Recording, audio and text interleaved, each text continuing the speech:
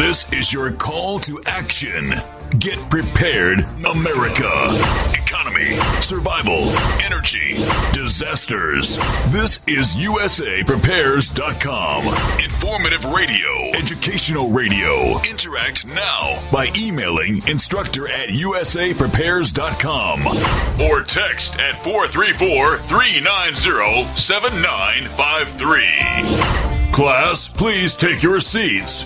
Now, your instructor, Vincent Finelli. Watch the greenbacks tumble.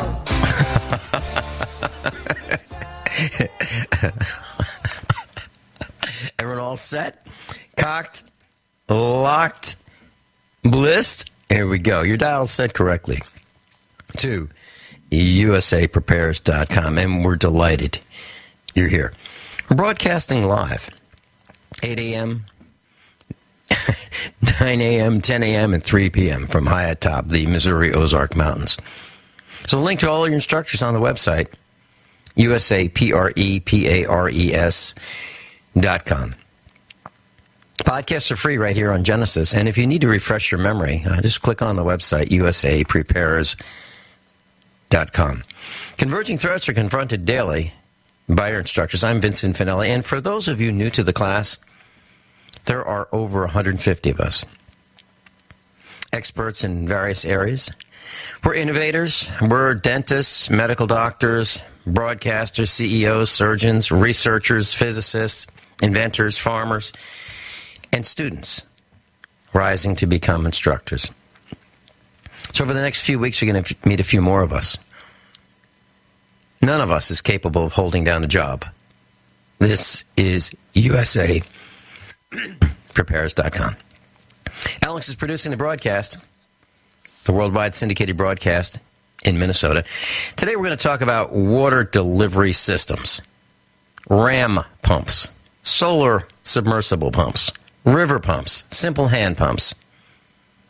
We're going to talk about energy alternatives. We're going to talk about battery backup systems. We're going to talk about solar generators, hydro and wind power. And then we're going to talk about a retreat system design. We're going to talk about hot water heating, wood stoves. We're going to talk about outside wood heaters, cooking, canning, sanitation, food, medical, security. And we're going to talk about doomsday preppers. We're going to talk about how doomsday preppers determines how well a person is prepared.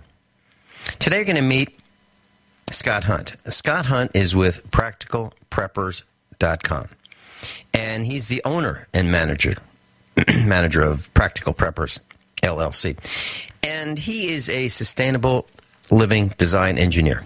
He specializes in off-grid water and energy systems. He speaks at conferences. And before that, he was a product development engineer with Michelin Tire Corporation. That'd be my favorite tire.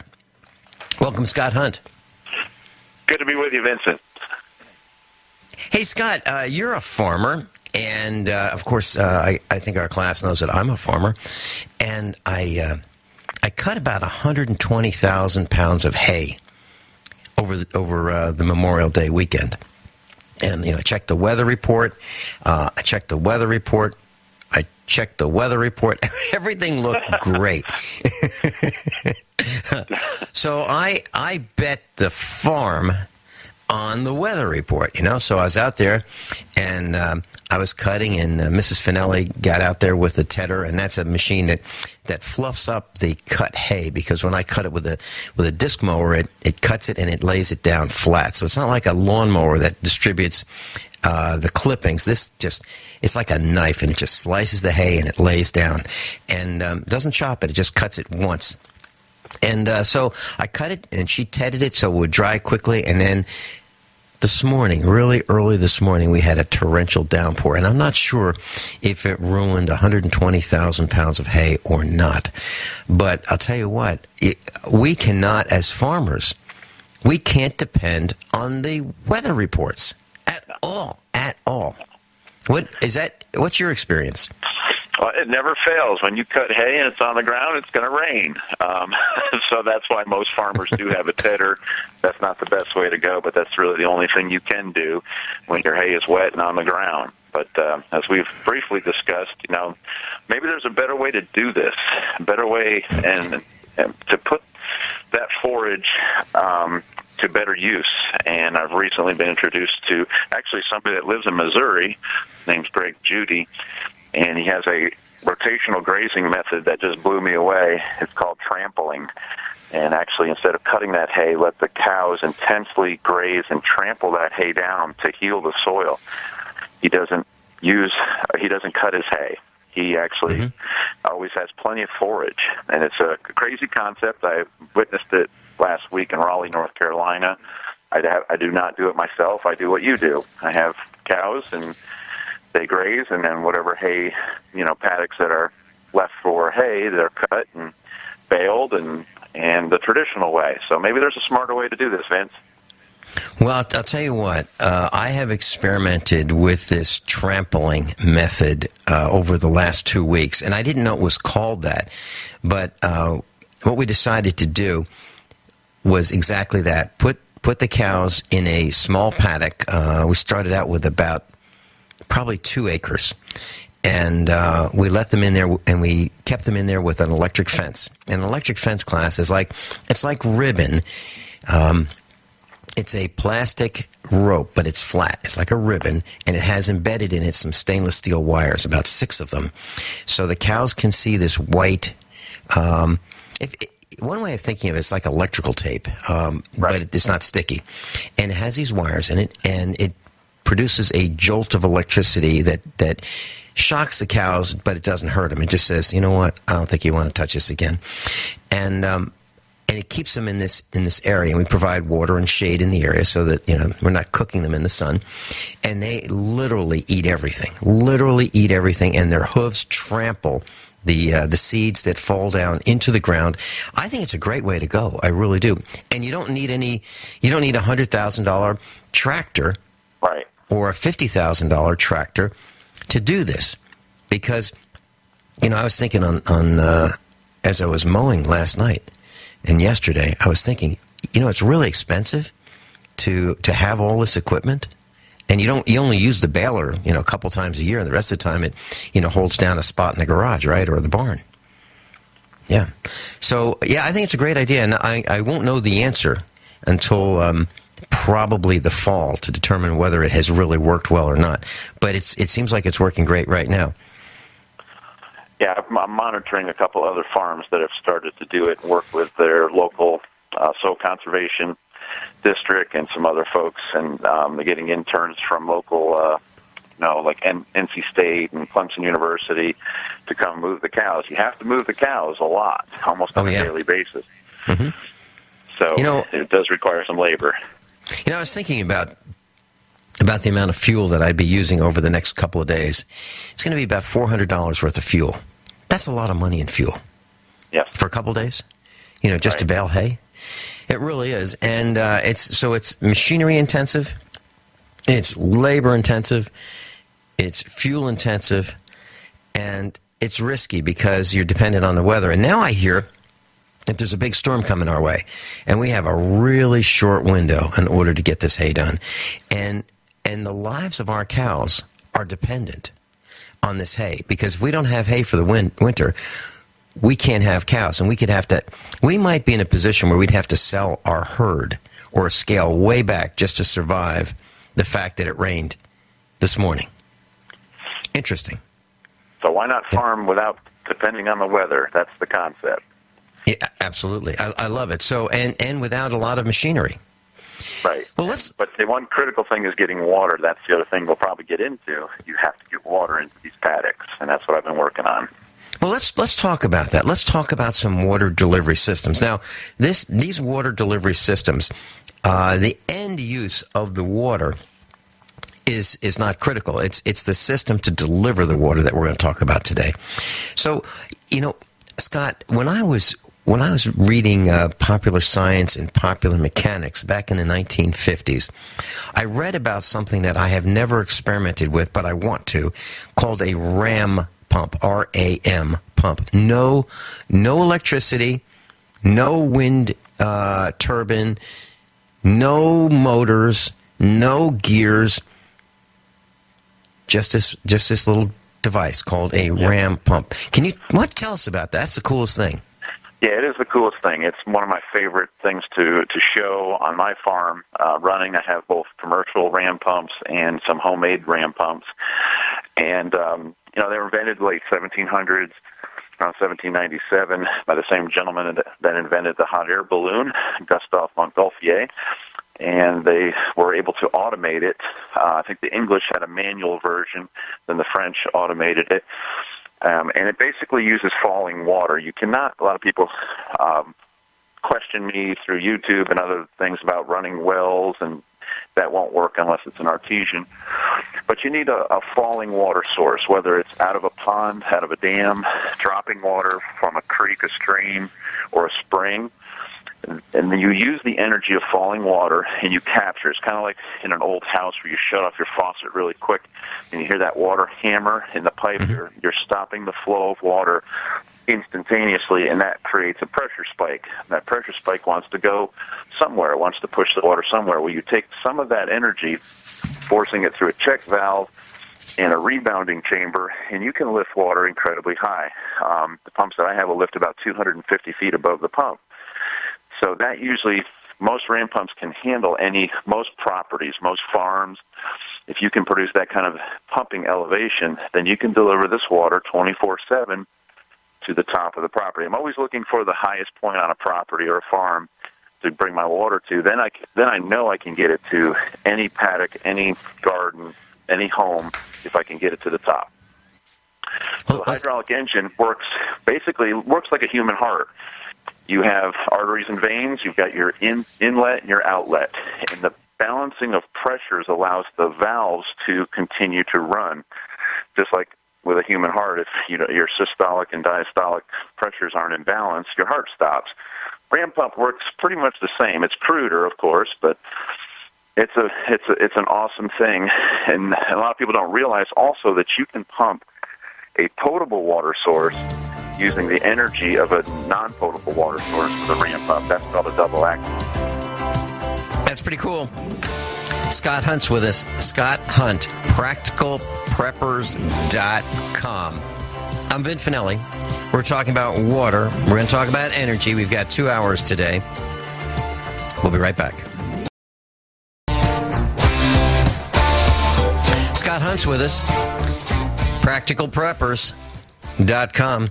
And we're going to talk about his involvement with the Doomsday Prepper series, probably the second hour. And he wrote the test. He wrote the test that grades the preppers on Doomsday Preppers. And we'll talk more about that. And I'd like to welcome WBCR AM, 1470 kilohertz on the dial, Truth Radio in Tennessee. Thank you for being with us here at usaprepares.com.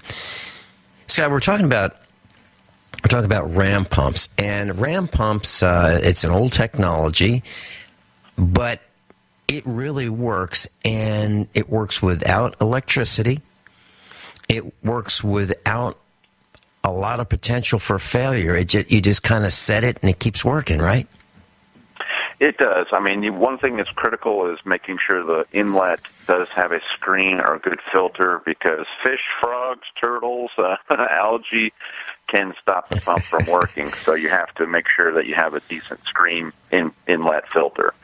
Mm-hmm. Well, let's talk about it uses the pressure of falling water.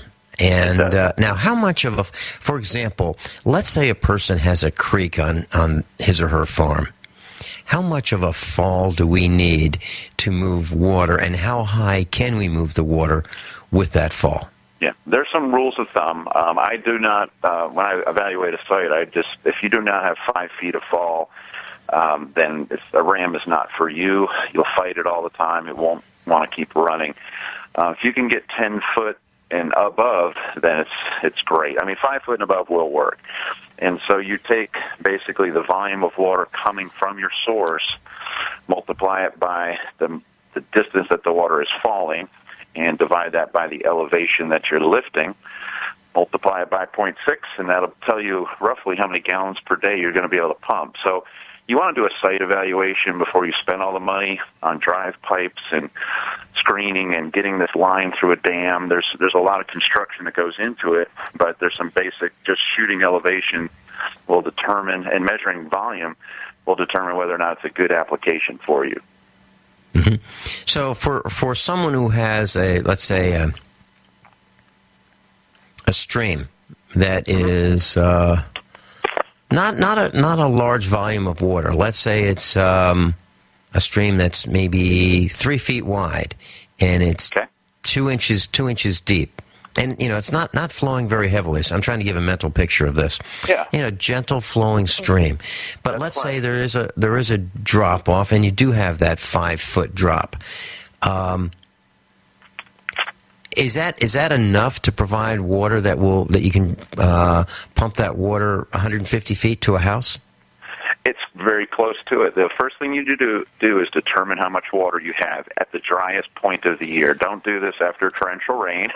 You want to assess your property, and if you've been on the property long enough, you know the flow. You kind of get an idea. You want to size the ram for the worst time of the year, because this is a pump that can run 24/7. So don't size it for after a rain. So you take your stream and you dam it up. Make a crude dam and stick a pipe out of it and kind of get an estimate of how many gallons per minute. Once you have that, there's weird calculations and tables too. I have a tutorial on my YouTube channel that takes you through this with pictures and formulas if people want more details. But you basically get your volume of water and then determine your fall. You can determine your fall a lot of different ways with a simple 4-foot construction level. Start at the lowest point and determine elevations. There's a lot of ways to do this. So you take that little stream, figure out how much water you've got, and then maybe it takes you 1,000 feet to get the fall that you need. Then you start to incorporate things like standpipes and other things that'll simulate the elevation. Your drive pipe is critical. The length of the drive pipe determines the function of the ram. So you just can't go random and pick a drive pipe. You have to have it within a certain guideline. That's been developed empirically over hundreds of years, so a couple hundred years. So there's some simple formulas and simple ways to put these things together, but they do a great job. When we come back on the other side of this break, Scott, let's talk about what does the equipment cost? What does the ram cost? And how long will it last? And what is a typical installation cost in addition to the ram? Scott Hunt's with us, practicalpreppers.com. I'm Vin Finelli. We'll be right back. We're talking about RAM, R-A-M pumps, and how you can pump water without electricity.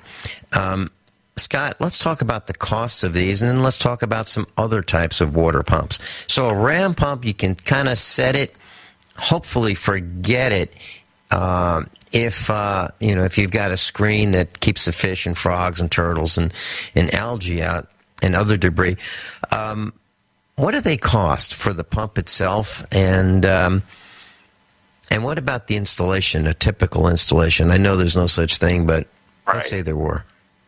Yeah, I'm just going to say the range of a system, complete system, because it's source of water down to the ram, up to the tank, cattle trough, or whatever, and then distributing it to the farm. So there's varied costs. I could, a do-it-yourselfer could probably get away with building a ram and doing a lot of this with repurposed tanks and things for about $600 now, but you can get easily into, I've done one recently about $6,000. And there's a lot of development, a lot of trenching, there's a lot of material that goes into it. A decent ram typically costs around $2,000. Those are heavy-duty cast parts, adjustable counterweights, snifter valves, which keep it from becoming waterlogged, There's some do-it-yourself and homemade ones that you can find, but they typically don't run nonstop. They're PVC, and they have some. There's some. I mean, they work, and it's a great. You get a good appreciation of it, but it's hard to mimic the heavy-duty cast ram pumps. Mm-hmm. Yeah, and I remember. Yeah, I remember reading these advertisements. I think they were like $169 back in the 1960s for a cast iron ram pump. So obviously, it costs a lot more. I paid $800 for my Rife ram in 1998, and that same ram is $2,100 right now. Yeah, is it supply and demand? No, it's inflation. Man. So that's my opinion. Okay, so for someone who wants dependable water without, to just do it one time, because you don't get, assuming that the creek or the waterfall is still there. You don't get 100% dependable water with an electrical-driven system, with a motor-driven system, because you have to have electricity, and the pumps do fail. But the cast iron rams, do they fail? Will they last 100 years? Yes, I've got many people that have shown me. I have one in my shop right now. It's probably a 1925 double-acting ram from Rife, perfect condition. The old rams are amazing. The heavy-duty rams, they do last a long time. The failure mode is the gaskets, heavy-duty rubber gaskets. So I always recommend getting an extra set. But I'm on my second set, and I didn't really have to replace my first one. I just wanted to, and I've took it all apart, repainted it, put it back in service. So there's some maintenance, but it's over a period of years versus, like you said, some electrical pumps can go out in every 2. So find it to be a very reliable way, but it's not for everybody. Not every site is conducive to a ram. Well, let's talk about other. Well, all right. Well, let's talk about what is not suitable, because I'm sure some of the class is interested. Okay, where won't it work? Can you give us some examples of where a ram, just forget it if you've got these conditions? Yeah, a ram, say you want to, if you just have seasonable, like a wet weather spring that might run the ram, I wouldn't recommend doing it. When you need water, it's the driest, hottest time of the year, and so you want to make sure your water sources are producing in the worst case scenario. So, don't have an adequate amount of water, do not have an adequate fall, and the water sources could be really dirty, contaminated. If you have springs that you can capture, I love doing springs to rams because you can control the water quality much better. But and moving into, I've got both of these systems side by side. I have 3 solar pumps running now. I have the 2 ram pumps running. So I've been monitoring these things for years, which one I like the best, and they both have their positive, pros and cons. I'm a big fan of solar water pumping. I've been doing it about 10 years. Tried a lot of different pumps. So solar pumping is great if because you're typically pumping out of a potable source. And that you have a lot more control over the water quality. Well, let's talk about that. So, solar submersible water pumps and solar surface pumps. Let's talk about what they are. Okay. So with the surface pumps, say you have a spring or a very shallow well, anything that's around 25 foot down and up that are candidates for a surface pump. I love the Dankoff line of pumps. I've been using them. I have a slow pump running right now. Pumps around 900 feet from a spring, lifts the water about 200 feet. I put in several that have lifting 300 plus. So if you have a tremendous lift, these little pumps can do up to 520 foot of elevation if your water source is that far below where you want your water. And they're direct drive. I tried it when it comes to solar. I always try to do PV direct, meaning there's no batteries in the system. It is solar to pump or solar to controller to a pump. The controllers I like to have not in the pump itself because the average person doesn't want to pull a pump out of their well. So the failure mode, I have it modular, is going to be in the controller, which I put in a Faraday cage, and that's my critical component. So it's PV Direct. The sky's the limit on pumping water from a spring, from a well, and pumping good elevations. And so they're in competition on my property who's the most reliable, but I really like the solar water pumps. Well, let's talk about an example. So if a person has a well and you said down to 25 feet, that's a very, very shallow well. Are you finding that you can drink water? Is it potable at 25 feet? Because not here in Missouri, it's not. Well, see, there's a lot of wells that might be 600 foot deep, but their static water level is at shallow. Okay. I thought you were talking about how high you're going to lift it. Okay. No, lifting is from that static all the way up to your tank. That could be 500 feet, which is the pump is working from the static water level. So you might be in a well and be fortunate enough to have a good producing well that has a shallow static water level. Most people drill their wells in the wrong location. You should drill your wells in the lowest part of the property. I know you're always battling with the well company. I do this, trying to get them to drill. Looking at a topo map, I can tell you where you should drill. Most people drill it close to the barn, close to the house, because the short wire runs. But they're not going to get the best well there.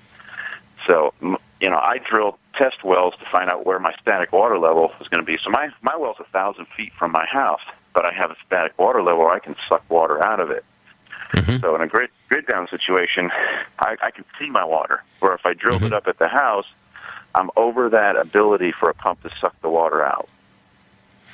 Well, you're absolutely right. And I've talked to some well drillers, and I'd say, I'd like it over here, and they'd say, no.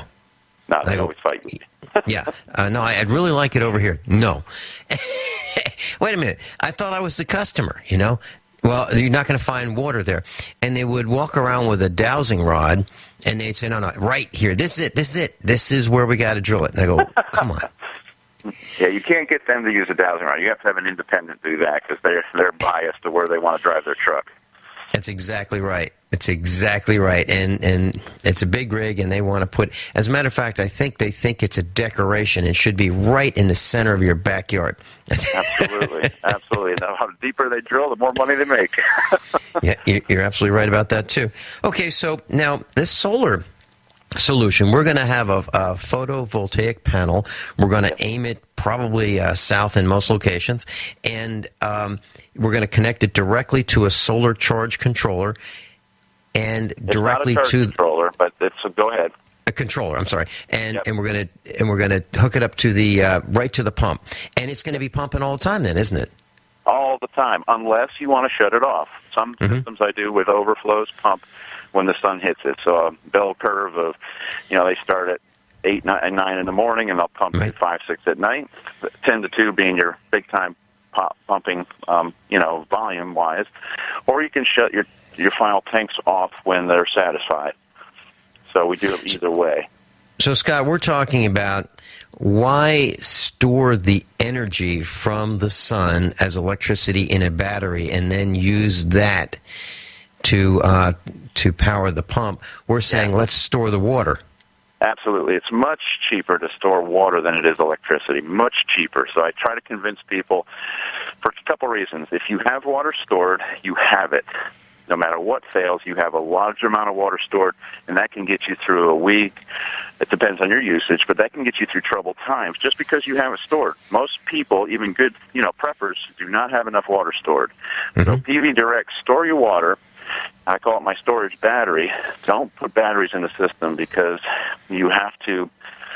It's inefficient. I can pump. Solar water pump is the most efficient use of solar that I have found. So pump your water up, store it. I've got it. Then it's contained. Then I deliver it, and it's the best way to go. Now, how much water, let's say you had a typical family, and let's say this family had 4 people in it, and let's say they had enough property. Let's say they had 2 acres minimum. So if they have 2 acres minimum, they probably have their own well.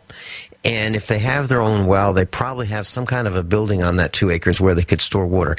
How much water should they store for a family of 4? I try to just, I'm a kind of obsessed with having more than enough with water.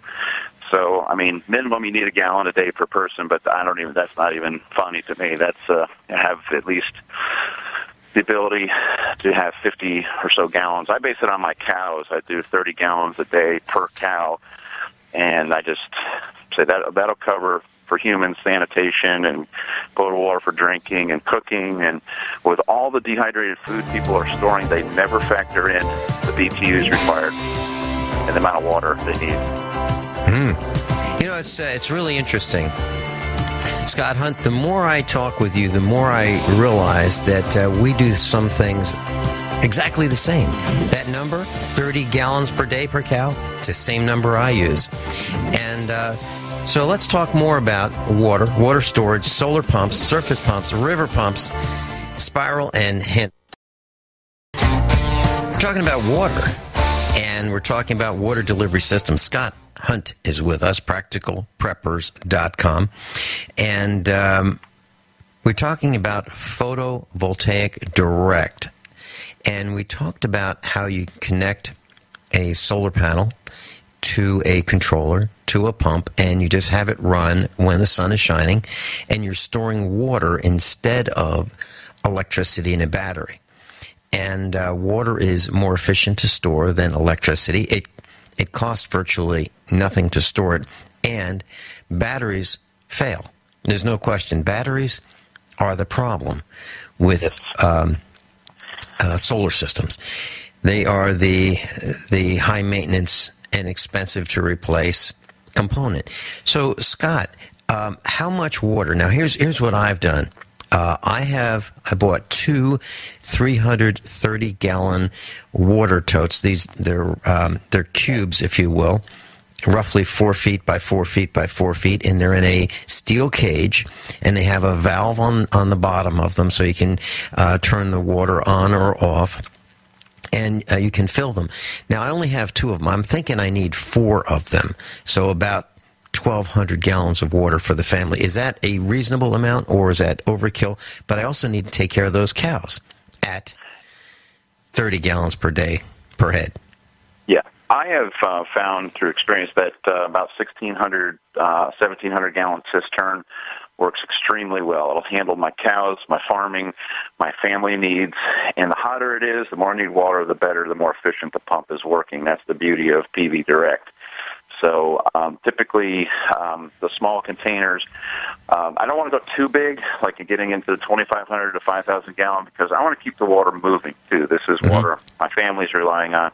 So it's a balance of having enough water stored, getting me through a few days of bad weather, and keeping the water fresh is usually the goal. So I have found a sweet spot. Depends on obviously how many people, how many cows, how many gardens.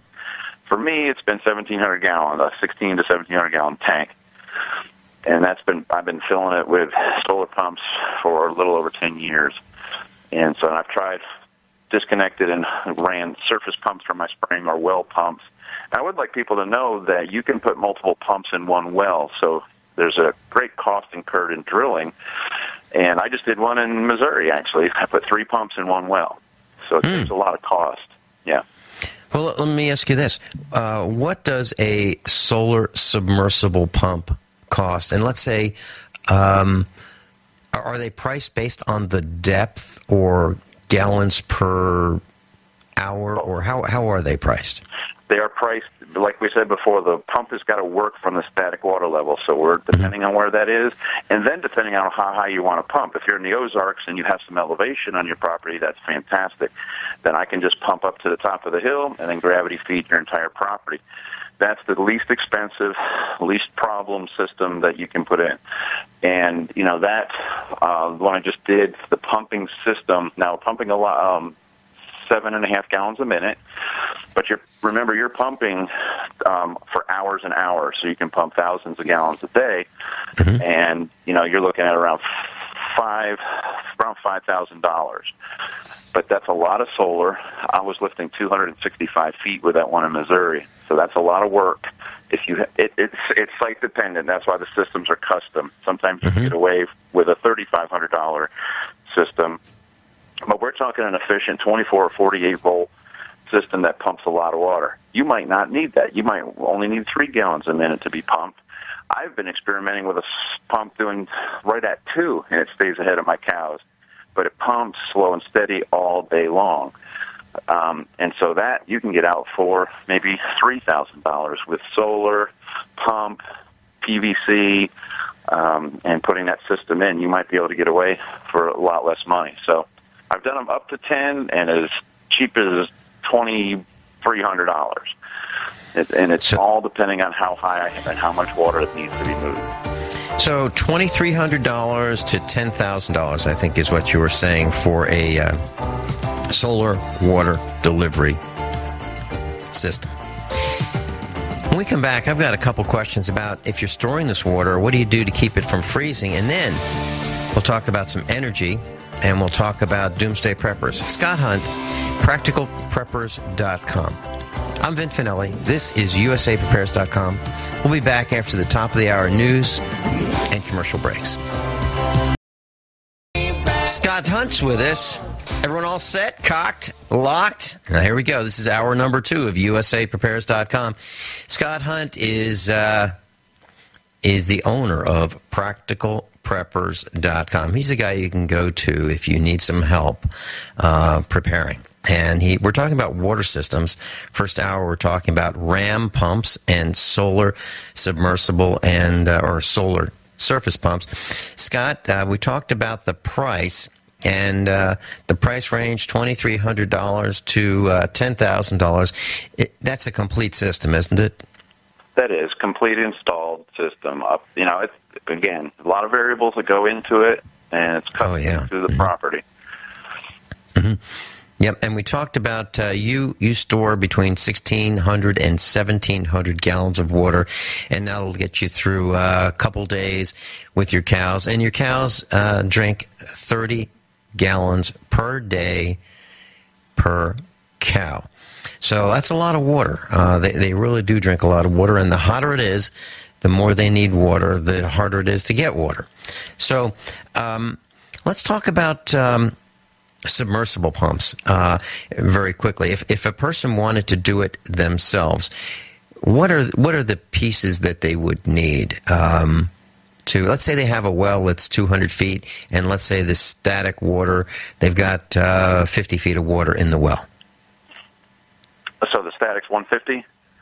Or it's no, let's say the static is just 50. So they're going to have to come up 150 feet. Sure. If there's no other pump in the well, it makes it much easier. And in your area, you have pitless adapters and there's some other challenges. But if it's a well that's nothing's in it, it's fairly easy to put together. You're going to get a pump, you're going to get the piping, the safety rope, the wire, the low water sensor, and these things get pulled together, zip tied together, lowered into the well, and they're tied to a well seal, a well cap. The wire runs to the controller through conduit, and then you have a solar array. I like putting them on a pole because I can rotate it. I don't do tracking; it's too expensive, but you can rotate it and fix it for seasonal usage. I very rarely change mine, but maybe once a year, and back and forth with fall and spring, I'll change them. But you basically have solar, controller, poles that you have to quick-crete, cement in the ground, and then run your wires. And then you run your plumbing from the pump to the tank.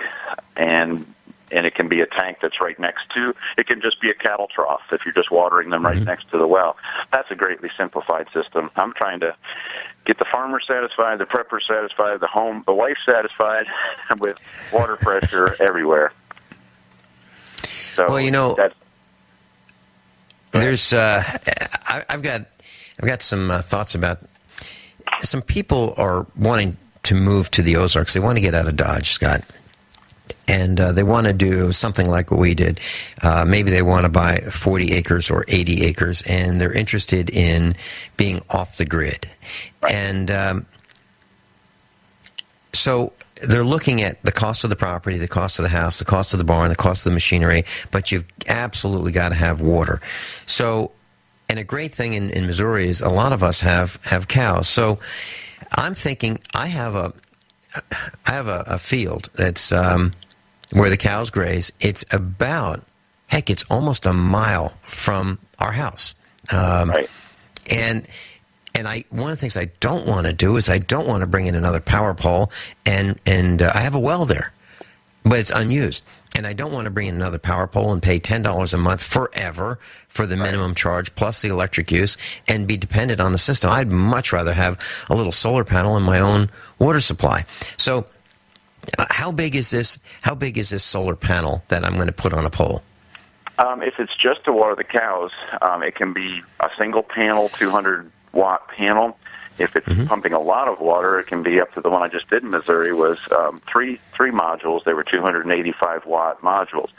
So you got a pretty good-sized array on a 4-inch Schedule 40 pole. So you got a pretty good-sized array, but it's doing a lot of work. If it's just cattle watering and you need to gravity feed it, the distance usually is not an issue if you size the water pipe, so take care of the friction loss that you'll have in great distances. But with solar water, it's slow and steady. I'm not having to fight a pump that's pumping 10, 20 gallons a minute, so I can get away with a smaller delivery line. Okay, so how do we keep the water? So what I'm hearing is a couple 100 watts. We're looking at maybe 2 feet wide by maybe 3 feet tall as a panel. Is that about right? Yeah. Okay, so 2 feet by 3 feet, not a big panel. You can stick it on a pole. You don't want the cows, breaking it. Fence it off from the cows. All right, and then so the rest of the installation is some wire to the controller. And now we store the water. We're in a barn. You can store the water in a variety of ways. I use dark green or black polyethylene tanks for potable water. They can be buried through the rib tank, so you're not having to worry about. For one thing, you mentioned freezing. I will say that on a cistern that's above ground, I put all my water lines under the frost line, but the tank can be above ground. It will not freeze. People get in arguments with me all the time. When you have that much of thermal mass, it won't freeze. I always use the railroads in North Dakota that had water tanks that were elevated that that had to work in January. A large enough thermal mass will not freeze. Now, your pipes, when you have too much surface area, they're going to freeze. So I bury those. You can take a above-ground container, dig out down below your frost line, set your tank in there. You're not putting too much pressure against your tank, but you're protecting your delivery lines. The rest of the tank can be exposed. I just love it. I love it. And, I'm thinking about a solution that, as you describe this, for a problem that I have on our farm. Exactly what you're talking about. The solar is the solution. And it doesn't sound that it's so expensive that it's cost prohibitive, and I won't have to worry about it too much. What's the life expectancy of a solar pump? I have gotten 8 years out of a pump, and I had a failure, and I think it was a lightning strike, but that was my fault because I clipped the ground wire with my bush hog. So I don't know if it was due to operate. I'm blaming it on myself and stupidity, and not on the pump itself. But I fried the controller, not the pump. And that's why I like doing the modular. If I do fry a controller, I don't have to pull that pump. I can just replace the board in it, and I'm back up and running for a couple $100. Yeah. There you go. And you mentioned, now let's talk. Okay, go ahead. Well, I mentioned what? The people that are looking at property, that's a lot of what I do, is up front. I do consultations on a property that, this is the system. This is what this is what you can do for water. This is what you can do for farming, food, resupply plans. And I love to have a person that's starting from scratch. I don't have to retrofit anything and design their complete retreat that will be off grid, or at least work with the grid and have both. It's very interesting that you say that. I'm so glad that you're a resource for that, and I'd like to invite you, and we can talk about whether you can or can't do it later, but I'd like to have you come out to the Get Prepared Expo if you'd like and give some seminars. That's going to be July 19, 20, and 21, and we can talk about that later if you'd like. Sure. But seriously, class, Scott and I are on the same page. I need to mention how Scott Hunt and I met. Freeze dry guy called me one day and he said, Vinny, you got to meet this guy. He's just like you. He's just like you. And so freeze dry guy's on the West Coast, and he put a three-way call together with the freeze dry guy on one end and me on one end and Scott on another end, and we were talking. And Scott and I were going on and on and on about wood heaters, and we hadn't heard from the freeze dry guy. And he said, hey, freeze dry guy, you still there? And he said, yeah, I'm just listening. You guys are talking about some really cool stuff, and I'm just learning. And what we found out was that Scott Hunt and I have done many of the same things. As a matter of fact, we even selected, after both of us did independent research, we both selected exactly the same make, the same model wood heater, outdoor wood furnace for our farms, and for exactly the same reasons. And so I was really fascinated to find someone who's, literally on the same page that I'm on in so many ways, and yet there are things that we can learn from each other. And that's why Scott is on the air with us here at usaprepares.com. So, and by the way, that make and model, if you're wondering, it's a central boiler. That is the brand. And we have the mid-size. It's a 6048, I believe, is the nomenclature for that model. And it's a naturally aspired wood heater. And what it does, there's no blower to keep the fire going. There's a damper that's controlled by a computer temperature control. And Scott, I think I mentioned that our electric bill, since we've installed this for the entire farm, is about $84 a month. That includes all the computers that we're running, the lighting, the refrigeration. We have one refrigerator, two freezers. And, they're not small, plus the well pump, plus everything else, the welders, the compressors, everything, $84 a month. You're beating me. I got about 100. I'm at 100, but it dropped my power bill at least a couple $100 a month from what it was before the boiler. So, it's like a 8 to 10 year payback, but it does pay back as opposed to solar systems and some that take 20, 30 years to pay themselves back. So, and plus the boiler's got a lot of other things it can do. Well, yeah. As a matter of fact, the boiler, believe it or not, is a crematorium, and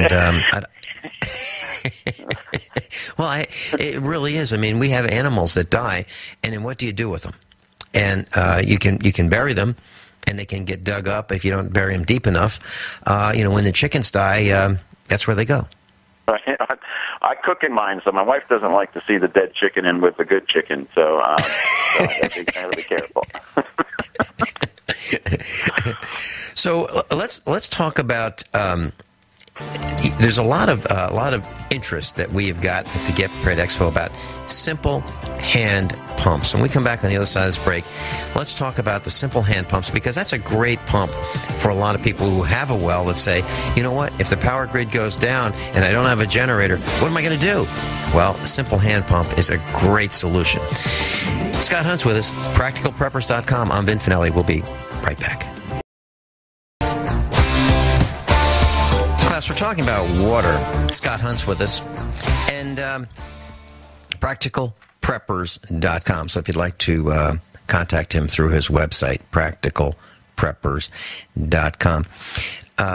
We're talking about water, and a big hit at the Get Prepared Expo was a water pump called the Simple Pump. And it is a simple pump. It's a hand pump that you can install in a well, and it can be at the ready should you have a grid failure. Scott, please tell us about that. Sure.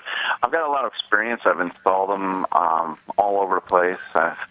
Just last year, I think I put in 80 of them myself. It can be a challenge in on the well construction. In your area, it's pretty easy in that it doesn't have pitless adapt. I mean, you don't have to a top discharge. Won't have to get into that, but actually, in some wells, most of the country, extremely easy installation. The beauty about the simple pump, I've looked at all of them, the FlowJack, simple pump, Bison, I've made pumps. The simple pump will pressurize your water above the well head, meaning you can pressurize your pressure tank up to 50, 60 psi, take a shower, where none of the other pumps will build that pressure in their pump head. They'll deliver water. You can put it in a bucket, and then you can carry it, or put it, but they will not build the pressure. That's why we went with a simple pump as a real good solution. We tell people if you have a hand pump, a wood cook stove, some food, and a roof over your head, you're better than 90% of the people. Yes, absolutely true. Yeah. So now this simple pump, 40 psi, it's not easy to get to 40 psi, is it? It depends how takes good a work. shape you're in. Well, I mean... It all depends on the size of the bladder tank. Now, you can pump for a long time with an 80-gallon, but most houses have a 20 to 30-gallon, and you can get up there pretty quick because you're pumping about 5 gallons a minute, and the drawdown in a 30 is about 15 to 20 gallons. It's not that bad, but the pump will deliver the pressure. Mm-hmm. What I'm saying is, you just can't look at this thing. I mean, it's actual work. To move water is work. You will appreciate electricity after you hand pump your water. I've had a couple of clients do a test going off the grid, and they wanted to live off the hand pump, and they were like, but they didn't adjust. They started, they were flushing their toilets the same rate. I'm like, you can't do that, and so they were like, this is killing me. I said, you have to not only, you're going off the grid, but you have to adjust your consumption. You have to adjust the way you live.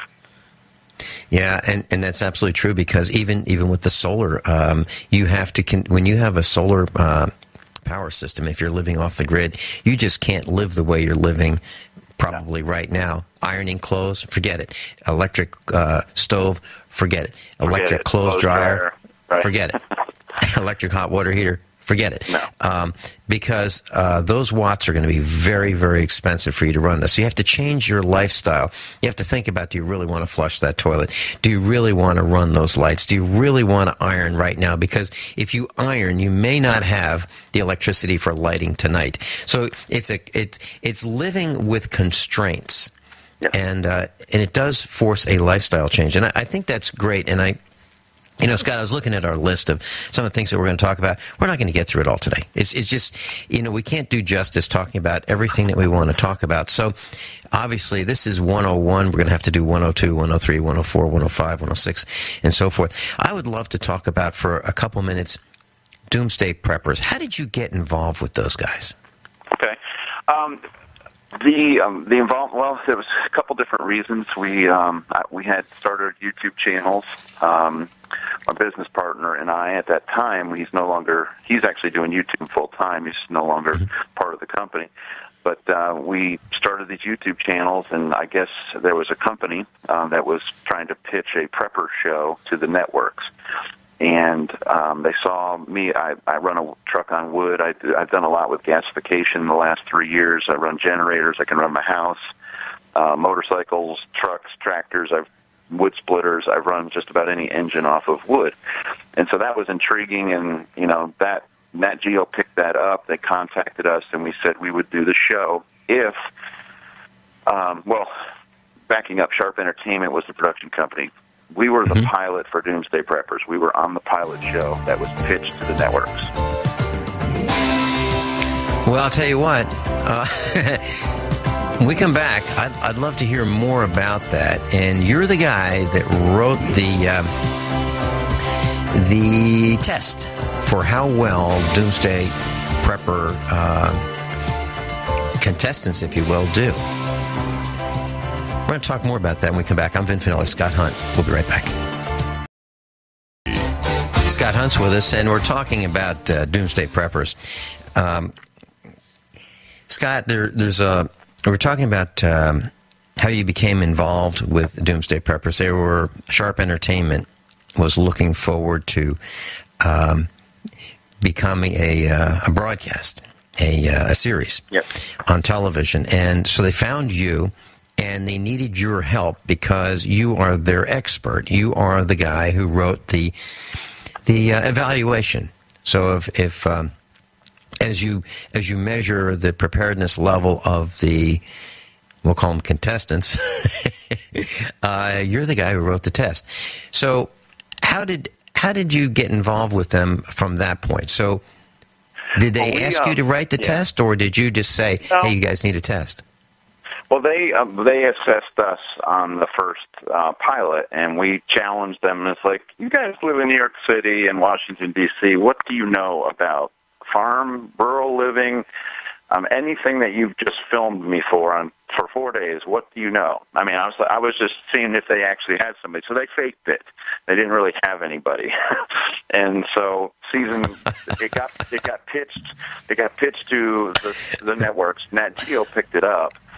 And so then they asked us if we'd like to be on season 1, and we said, no, we don't want to go through that again. But if you need somebody to score or to do the assessments, we're interested in doing that, because at that time, between the two of us, we were able to pretty much cover the gamut of preparedness. We're not saying we're experts in everything, but we have done it and lived it as a lifestyle before prepping was prepping.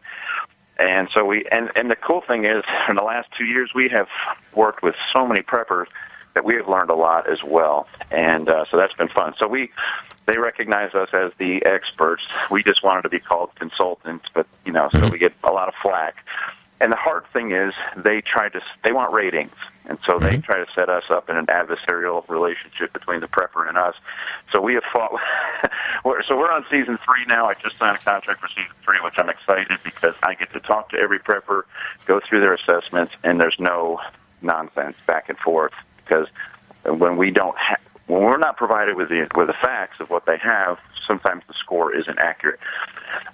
There is a report card. I've redone it again for season 3. Every season's been a little bit different. Most preppers don't get to see how in depth the report card is. So we can talk about that if you want. Sure. Let me just share this with you.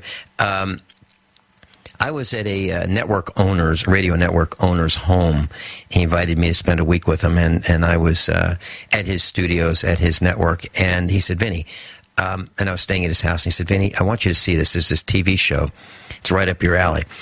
So I was in it, and I don't watch television, over-the-air television, nor cable, nor satellite. And we have televisions, but we don't use them for anything other than YouTube and DVDs and VHS tapes. But so I was in this gentleman's living room, and I'm watching the first part of Doomsday Preppers. All right. And smoke is coming out of my ears. I'm stomping around.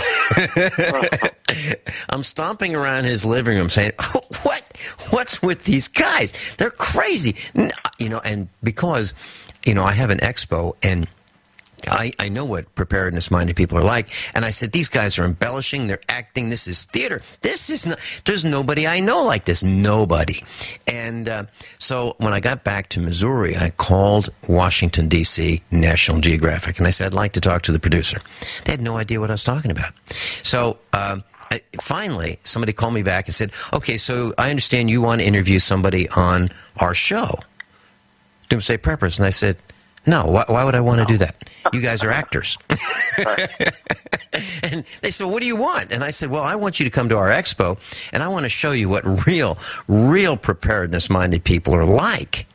And, I kind of gave them a hard time, and they thought, well, who is this guy? So I challenged them, and I guess, and it's funny, because the more we talk, the more we find that we have some similar thoughts. I mean, very, very similar thoughts. So I challenged them, and I wanted them to take some of the theater out of it. Yeah, I understand about ratings and all that. So they've been to a couple of our expos, and Brooklyn Bagwell's been on the air with me several times, about 5 times, and she's the casting director, and she realizes that there really is something serious about preparedness, because she saw with Hurricane Sandy several days without power, and it was terrifying to her, because now there's a different lifestyle. Those who live in the city live completely differently from you and me, Scott, where no one's coming to help us. We are on our own. If we don't get what we need before we need it, it's our own fault. So I challenged them, and I guess maybe through part of a back door, they're coming to you and saying, you know what, maybe we need to have some more, less theater, less embellishment, less acting, and more training. So now they're at 50-50. 50%, or they said 50% theater and 50% training. Is that where they are with you too? That's hope. I mean, they've been pushed on by the prepper community from all, and I think they are listening. You've pushed on them. Other people have. We've been constantly nagging them to make it real. And I was pushing for American Preppers to be the title. We fought this for a long time. So being able to work with the Preppers now, season 3, it's good. It's better. They're after, no matter what we say, they're after ratings. So they're going to embellish, they're going to sensationalize the movement, and but our goal was, as many people, the more people that are prepped, the better off everybody is. So we say, okay, we'll stick our neck out, we'll work with this crazy Doomsday Preppers thing for a while, and try to do what we can to promote prepping. Even the good people on the show, they kind of make it look crazy, and there are crazy people on the show that are just out there and doing things that are not right. Did you get? They want to be on TV. Did you get a chance to meet the two guys from Springfield, Missouri, with the aquaponics, Alan and Franco? They did not use their real names. Did you get a chance to meet them or talk to them? No. Again, season 2 is a challenge. Not being able to, we work through Brooklyn. We work through the APs, the people that are on the ground, back and forth, but we cannot actually talk to them. Season 3 is different. I've been talking to every prepper, and that's been great. Those guys did great. They wanted to pit them against each other, and they did, right. Good thing. A lot of the aquaponics, there's no power. I know in next class or whenever we do get to talk about it, we need to talk about alternative energy and the usage and a lot of these systems. A lot of things can be faked for TV, and they don't really work. And so, that's why we're practical preppers. Does it work or doesn't it? It's not faking it. Well, it's interesting. Some of the things that you say are just kind of make me grin, because you said America in the title, American Preppers. And that was a name that I and we hadn't met. I was searching for a name for my company and the broadcast, and that was one of the names that I searched for. It was unavailable, so I went to USA Prepares. So you're looking at American Preppers. I'm looking at same thing. I come up with USA Prepares, and we are on the same page. I think it's absolutely fascinating. So. Doomsday Preppers, Alan and Franco, I know them. They come to our meetups, and Franco is an electrician, and he asked me to sit in for him at one of these business meetings where they have, it's called the Masterminds of Business. He asked me to sit in for him, and because he was unable to attend one. So, I work with these guys. Alan Busick is an electrical engineer. He's a brilliant guy, a mechanical engineer. He's a brilliant guy, and they can make, the reserved people look crazy, and they're not. They are not. And no, with Franco told me that, they said, okay, would you eat this bug we'll video you and eat one of these worms. and he goes, no way. So they said, all right, I'll tell you what. The director says, I'll tell you what, if you eat one, I'll eat one. So he goes, okay. So he eats this worm on video, and then he goes to the director. Okay, it's bitter, it's distasteful, it's gritty. He goes, okay, it's your turn. The director goes, no way. So yeah, it's theater. It really is theater. They're like that. So, but it is getting better, and I just tell absolutely. People, look, more people get prepared is the goal, even though the networks push back for ratings. They was the highest rated show they had ever done since Nat Geo TV came out in '93, so they're excited about it. They're putting, another season's coming along, and so I'm in the middle of that. But yeah, I'm excited. Yeah. I'm excited about it because it is transforming into more education, and I'm all for that. And I'm so glad that you are steering that ship more toward education. By the way, did you know that Brooklyn challenged me and the two other big expo promoters? That's what they call people who have expos. We're promoters. Right. Did you know she challenged me and the two other guys to a showdown on National Geographic's Doomsday Preppers? Of course, that would be. I mean, that would be great for ratings. And she's a casting director. What do you expect her to do? Well, the other two guys don't want to do it. The other two guys don't want to do it. Because they don't. You can't compete with a farmer. It's just the way it goes. Well, that's kind of. And so tell me, I took your test. I took your evaluation. Offline. The Nat Geo one we worked on that with Neo Pangea. They put the graphics together, and I spent a day or so going through the algorithms. I mean, that's loosely using that term to go through. So go ahead. Yeah, I got a real charge out of it. I enjoyed taking that test, and I think it really does indicate a mindset toward preparedness, as well as the application of that mindset. What I'm saying is, it tells you if you take this test, a lot of people are going to say, "Oh, I didn't." We're not good in that area. We've missed this other area, honey. We've got to get together because we need to work on these things because it's all practical. All the things on there are absolutely practical. It's not just who has the most toilet paper wins. That's not it at all. Right. It's about skills, it's about training, it's about community, it's about working with other people, and it is about having the right tools in place before you need them. Right, exactly. And it also was built to level the playing field with somebody that is in Manhattan, downtown, and someone that's in Missouri, because everybody can store water, food, and those were weighted heavy because we didn't want you to have an unfair advantage, though you do. We just wanted to level the playing field, and so the scorecard was built that way. Yep. Scott Hunt's with us, practicalpreppers.com, and we'll talk about, when we come back, a couple of the, let's go through some of the items on the Doomsday Preppers evaluation. We'll be right back. Class, there's no two ways about it. Scott Hunt's going to have to come back with us many, many more times.